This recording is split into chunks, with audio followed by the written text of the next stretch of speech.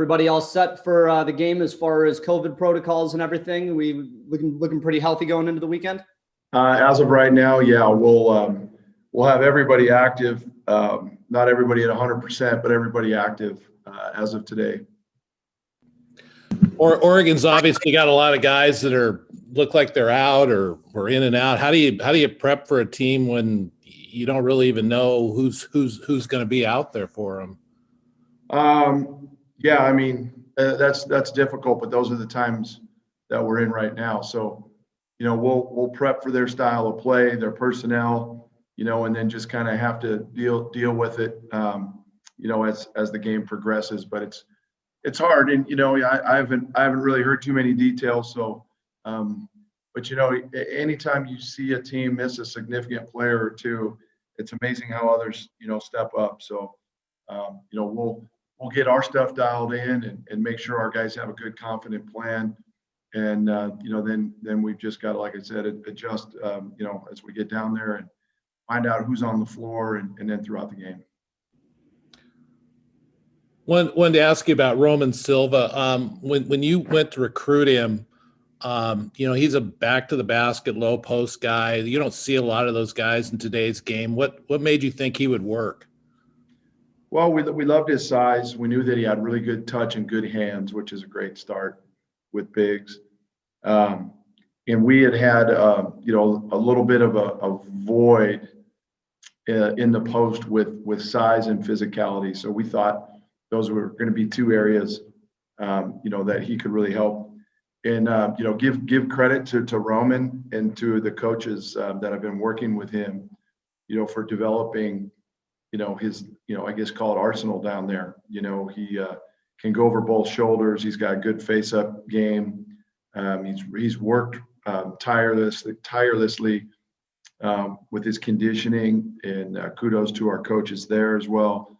And it was a real shame because he started to show some real signs before Christmas, and then he had to sit out those 2 weeks. But I'm really thrilled with, in just a short period of time and with the controlled minutes he's had, how quickly he's gotten back to where he was. So really, and we knew going into this year we were going to have to play through the post. We kind of ignored that for a while, and now credit to the perimeter players for understanding how big that is and what we're trying to do. Wayne, how much has the improved health overall of your big guys really played a part in your success these last couple games? Yeah, that's a really good point. It's been, the difference in my mind. We've got some guys. We knew we would have depth there, and they all complement each other.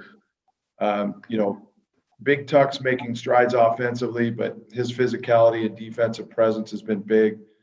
Rodrigue, he's probably one of our more physical posts, and his ability to find a way to put it in the basket, the time he spent at knocking down free throws, but he's really a relentless rebounder too.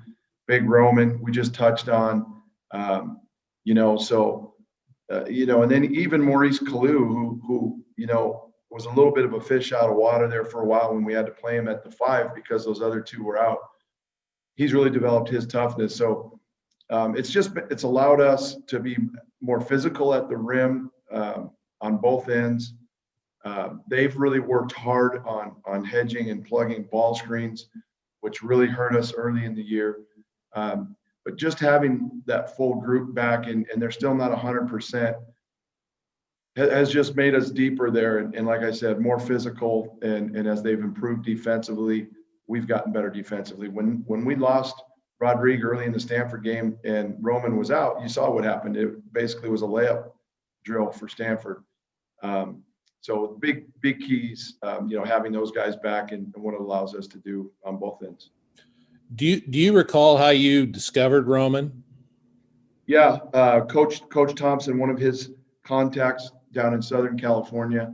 Coach Thompson's friend coached him both at a prep school and at the junior college. Reached out to us. What are you looking for? Kind of a deal. I can't remember exactly the timeline of, we had lost. I think it was when Drew came out early, and, you know, we weren't quite ready for that. And so, you know, we kind of cast out the big net, and, you know, we got film on Roman. Coach Thompson had seen Roman. And then that's kind of what started the ball rolling. It's always more fun, Wayne, I'd imagine, when you come into practice after wins than losses. You know, you back-to-back wins here. I mean, does it feel like there's a little more pep in the step, maybe a little bit more belief, especially now that we're kind of looking at the last month or so of the season, home stretch sort of stuff here? Yeah, winning's good medicine. But what we've really stressed to the guys is what's led to that. Obviously, you know, the things we knew as a staff. I mean, we hunkered down that Friday after the Arizona loss the night before for quite a while, and really had some good conversations about what to address and how to move forward with the squad when we got back with them later that day. And we really simplified things, and we had to be careful, because I feel like our guys, for whatever reason, set a lot of expectations. We had a couple of really tough losses in the preseason. And so I think there was this pressure, then you had all the other stuff, this pressure to win and reach a certain level. We had to kind of snap them back into line on what to focus on, and to show them that there were things that would be, I guess, equate to being successful, but not always necessarily leading to wins, and that we needed to focus on those things, and then knowing down the road the wins would take care of themselves. And they, to their credit, you know, flipped that around pretty quickly. And again, when you don't play well, you say you're not as bad as you think you are, but then when you win, you beat some teams, you've got to say the same thing. You're not as good as you think you are. So all the while, we've got to now, you know, keep our feet on the ground and know that we can still play better, and we've got a long way to go. Coach, after the loss to Arizona, you kind of said, this could change our season. Did you tell that to your team to kind of get them in the right mindset to say it's now or never? Yeah, and it wasn't so much now or never, but enough's enough, you know, and not getting into all the details about what may or may not have cost us some games, but we had plenty of game experience by that point to know what we absolutely had to do and what we needed to try to cut away. And, you know, we challenged our guys, and we went at them pretty good in the locker room. You know, their toughness, their commitment, you know, and we thought, okay, I'll go back. The first practice after our 7-day pause, we really got on them pretty good. Really got on them. And we were adamant at the fact that we should really be appreciative for every opportunity we have on the court and not look for any excuses. You've heard me say that. And we didn't quite come back that Tuesday after being off for a week with the fire that we needed, and we let them know. And on Wednesday morning, I called the coaches in, and we talked about, okay, we were on them hard yesterday. Let's be uber positive today. And we had a really good practice that Wednesday, and I was surprised. Now, Arizona's really talented, and it was a perfect storm.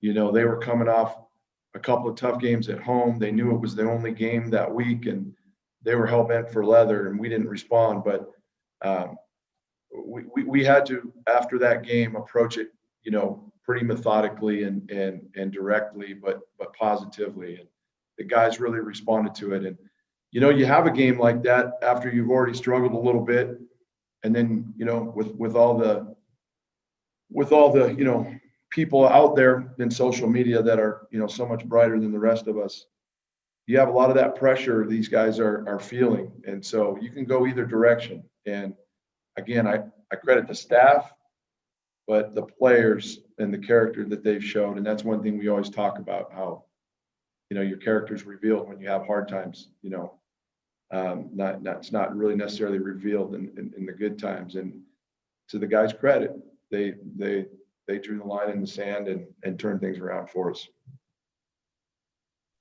Wayne, you talked after the USC game, said that the group really grew up over those 2 wins. Is it safe to say, like against Oregon on Saturday, that's going to be a real test going back out on the road for the first time? Yeah. We've had one road game, and it was way back in early December. And it's a little different. It's a quick little bus trip, but I'm excited to see, because we'll bring up a little bit of the first time we were on the road and how we kind of squandered things there to learn from it. But our guys are excited. Anytime you have your rival game, and the fact that they're really talented, and all of that, we'll make sure that we have a confident plan in place. And we look forward to the opportunity, and we look forward to again further growth. And this is another experience that'll cause some growth throughout that, just because it's been such a long break. We're looking to feed ourselves with experience, and this is one more step in that direction, if that makes sense. Not having fans on a road game like this, does that help you guys, or do you think your guys respond better of trying to maybe shut a crowd up during like a normal year? What do you think? Where's your head at with that? I haven't thought too much about that. It's not there kind of why mention it deal, but I know when I played, I was much more excited and fired up to play in front of a full crowd on the road, than an empty house. But the fact that it's our rival game and all that, I think will present plenty of that hype, and just the fact that we want to keep moving in the right direction. It's that environment down there when it's packed is awesome. Why wouldn't you want to play in front of that? And I know there was a couple of nights my family didn't appreciate some of the things from the crowd, but that's all part of it too. Coach, in addition to this being a rivalry game between teams, you have a brother rivalry going on in this matchup. And I got to ask Dane Altman earlier, I said, what have you told Gabe? And he said to Gabe, I just don't want him sharing the game plan. Have you had a chance to talk to Zach and kind of give him any advice or anything to joke around with? No, I haven't asked Zach one thing about it. Not anything about his brother, or no, we haven't had one conversation. I mean, it's a neat deal for their family. Gabe's a great kid. It'll be fun for those two and their family, but I know that where their focuses are going to be, and I know Zach, being the senior, is going to keep things in perspective as well. But what a cool deal. What a cool little sidebar for the Reichel family. Wayne, with Ethan, he seems to be a guy who has always prided himself on defense, and and enjoys that challenge of taking on the opposing team's top guard. Is he still that guy for your team? Well, I think Jesse, he's been that guy the last few games more than ever before. Ethan's always kind of understood that we need him offensively. So, there's been times where he's a little bit protective defensively.